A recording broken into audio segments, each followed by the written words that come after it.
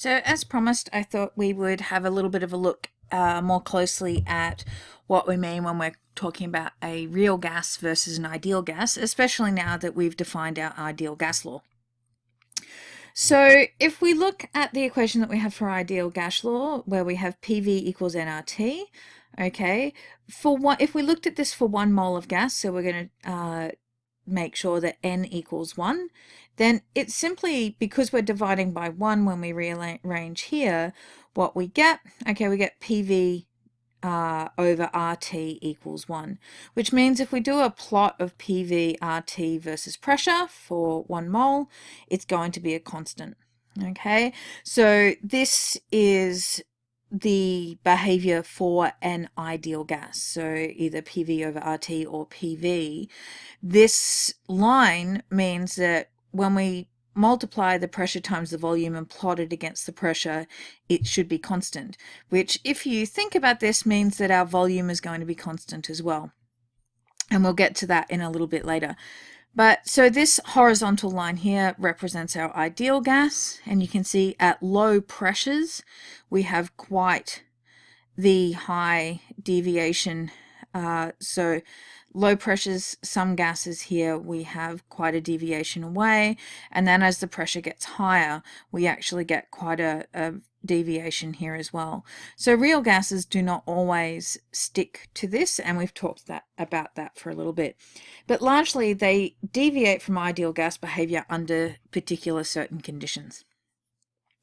If we look at this line here is showing the behavior of the gas at different temperatures, so 200 Kelvin, 500 Kelvin, and 1000 Kelvin. So as the temperature is increasing, this line that represents our gas behavior here is actually deviating back down towards the ideal gas.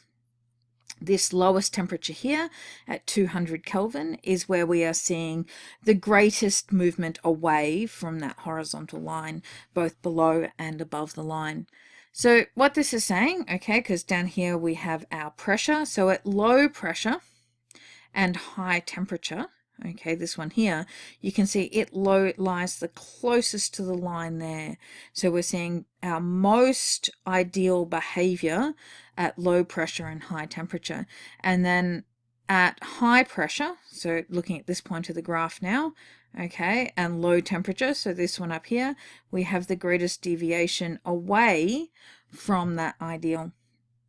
Essentially, this deviation occurs because two main assumptions, or two of the postulates of the kinetic molecular theory, are most easily broken at this point. Okay, those assumptions are that the volume of the gas particles is negligible, i.e. the volume of the gas, the volume and mass of the gas is insignificant compared to the overall gas of the mass volume of the container.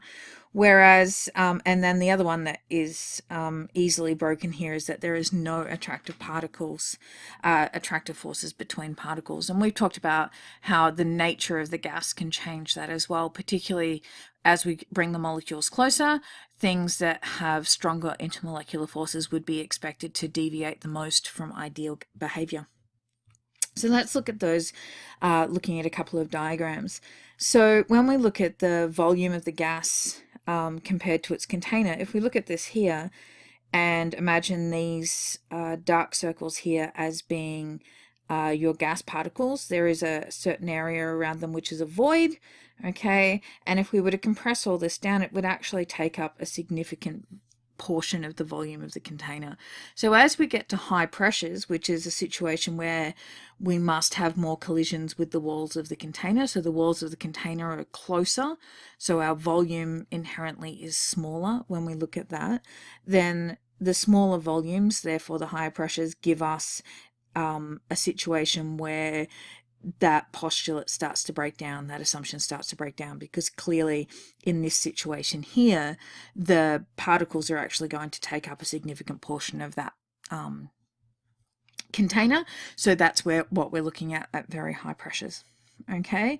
The other one is with interactions between molecules, and also particularly with the side of the container. So this diagram here on the right hand side, as we lower the temperature, our molecules are moving slower, they're now closer together, And as a molecule starts to approach the side of the container, it will actually start to have more attraction to the other molecules in the gas.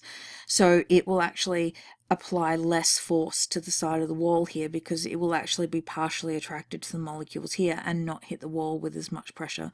It can also deviate its trajectory. So if this one here was traveling in this direction and has an interaction either positive or negative, it may deviate instead of traveling in a straight line, and those kinds of things. So in this case, intermolecular forces really come into play. So for gases, small non-polar gases, so things like hydrogen, oxygen, nitrogen, which are all non-polar, and then helium and neon, which are small noble gases, they're actually, I follow the ideal gas law, their deviations from the ideal gas law are less than 0.1% at standard room temperature when we're doing most of our experiments, and at atmospheric pressure. So really, at less than 0.1% deviation, usually our experimental errors will give us bigger deviations away from ideal than that. So this is something that we can say is within the parameters of any experiment we do. So if we're looking at just a 0.1% deviation for the error in our experiments, that's pretty good. So these are giving us quite accurate values. If we look at gases such as water vapor or ammonia, where hydrogen bonding is coming into play, or even dipole-dipole forces, we see a greater deviation from ideality there. So the smaller and more nonpolar the gas, the lower the pressure and the higher the temperature it's at, the more ideal its behavior.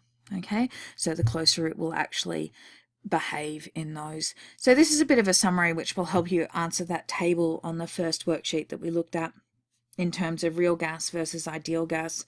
So a real gas is a gaseous compound that exists in the environment, remembering that an ideal gas is hypothetical, it's a theoretical gas only, okay, so it doesn't actually exist. For a real gas, there are intermolecular forces of attraction. So we can minimize these at high temperatures, but they do exist. In an ideal gas, we say that they don't. We know that for a real gas, particles will have a definite volume and a mass, and for an ideal gas, we say that that isn't the case.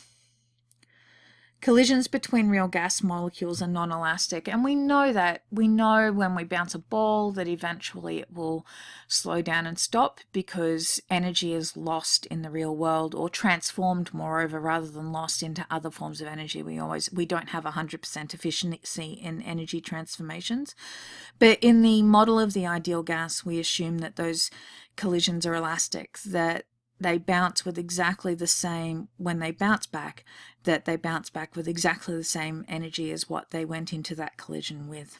And linked to that is this idea of, for a real gas, the kinetic energy of real gas particles is changed with the collisions.